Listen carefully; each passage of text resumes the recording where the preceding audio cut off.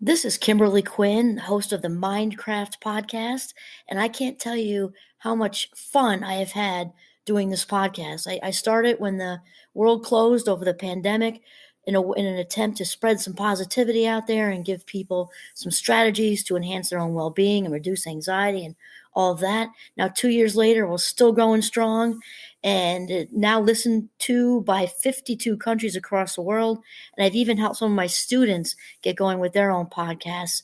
It's super easy to do. And I'll tell you, if you haven't heard about Anchor by Spotify, it is the easiest way to make a podcast with everything you need all in one place. I'll just explain for you. Anchor has tools that allow you to record and edit your podcast right from your phone or computer. When hosting on Anchor, you can distribute your podcast on listening platforms like Spotify, Apple Podcasts, and more. It's everything you need to make a podcast in one place. And best of all, Anchor is totally free. Download the Anchor app or go to anchor.fm to get started. It is a ball. Start today. Greetings, Minecrafters, and welcome to another hopefully interesting conversation today. Another Minecraft conversation. Remember, Minecraft's about all things well-being. It just all things well-being and learning how to manage our thinking. That's really what it's about. Thoughts first, followed by feelings, followed by actions or behaviors. So there we go. That's a basic foundation. Is hopefully that this is helping all of you become the boss of your brain. And we're all work in progress with this, right? Because it can be hard. It's hard to control our thoughts. However, that is where it all starts. So if we want to be happy, we need to think happy thoughts. Obviously, it's not that simple, though that is a lot of it. So, what I want to talk about today is tradition. Okay, obviously, the holidays are not, happy for everybody. They can not only they're not happy for everybody and not easy for everybody. They can all, often be flat out difficult and sad, right? And so the talk today is and again, this is not a fix or anything like that. It's just about how traditions can really help to soothe us. And if we don't have old traditions, we can also start new ones.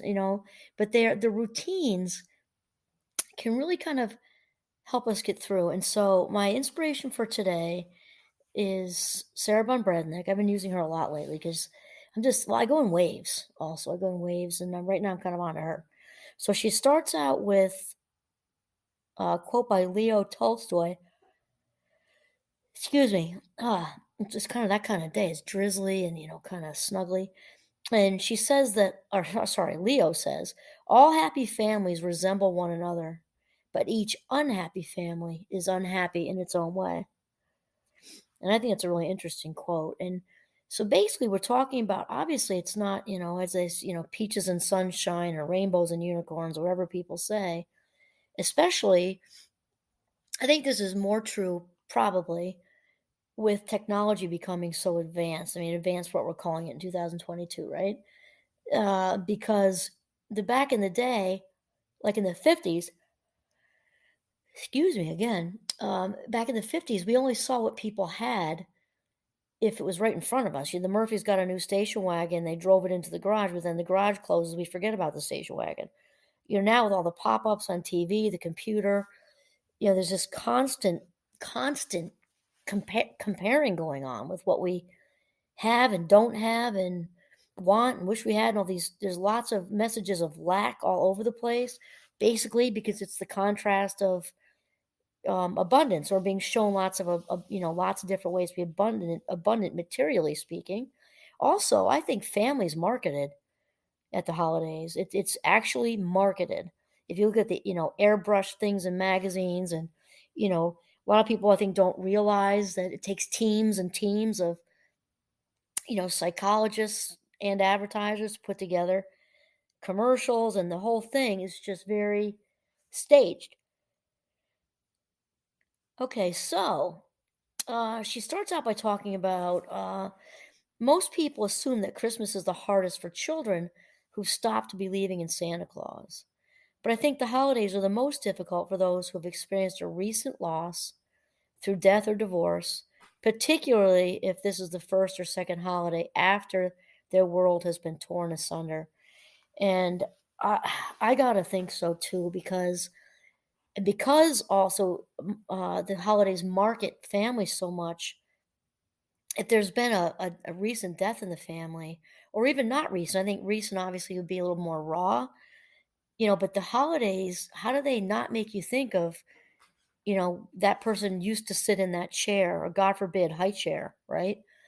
And or there's been a horrible divorce, and now it's things are new for the family, and the mom and dad, or mom and mom, or dad and dad, or whoever, they're not alternating kids, so that parent who's alone for the first time and their small children are not with them. I mean, it's no big surprise that the suicide rate goes through the ceiling, at the holiday time. And so, though traditions are certainly not the, a fix all cure all, they really can help. So, anyway, Sarah goes on and continues to talk about, she says, many single mothers often feel uncomfortable at Christmas and unconsciously convey this discomfort to their children. Oh, I'm sure. One way this is done is by putting off holiday preparations until the very last moment, then throwing everything together in a half hearted frenzy. Perhaps one of the reasons single women and single mothers experience difficulty during Christmas time is because deep in their hearts, they think holiday traditions belong only to perfect Norman Rockwell families. I think lots of people.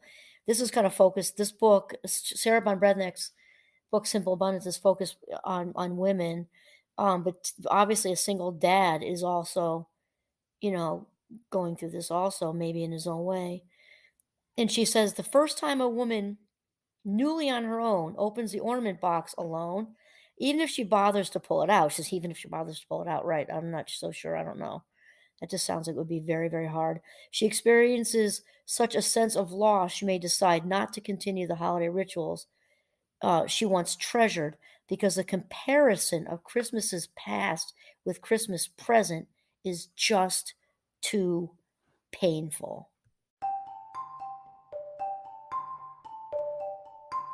And it does seem like it can just be all too easy to throw the towel in, even, watching, or maybe just to like to hide from the Christmas movies and just, hide from all of it, because again, family, family, family, and that's all wonderful.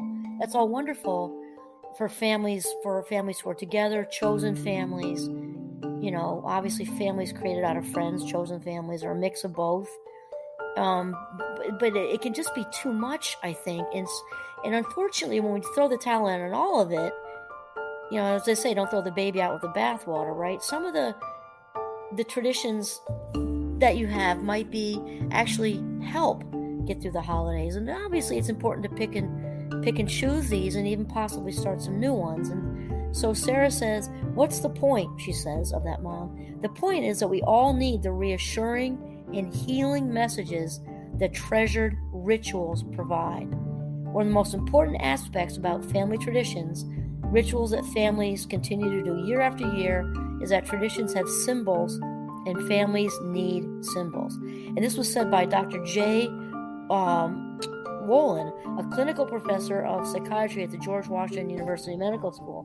And he explains, you bring out the old glass, you sing the old songs, you say the same prayer, you wear a certain outfit, you set the table a certain way. These are the unconscious moments of family ritual that become emotional security blankets to be tugged on in times of stress. And I know that's definitely, true for us. I remember we had a tradition with my grandmother, who was my everything as a child.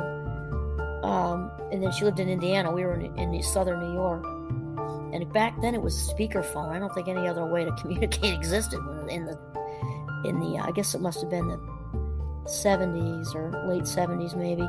And she used to recite in person when she was with us. And she and my grandfather, Goose, became just too nervous to travel, driving through Pennsylvania, that lengthy state, wonderful state, but lengthy, a lot of snow. And they were older. When they went in the ditch that last time, that was sort of the end. They used to do this all in person, and they would she would try to recite the night before Christmas from memory, and the cousins would all sit around, waiting. Can she go one more line? And when I think back, that all was just so exciting. And then eventually they couldn't come, and it was so sad. And she did it over the speakerphone, and we all just listened.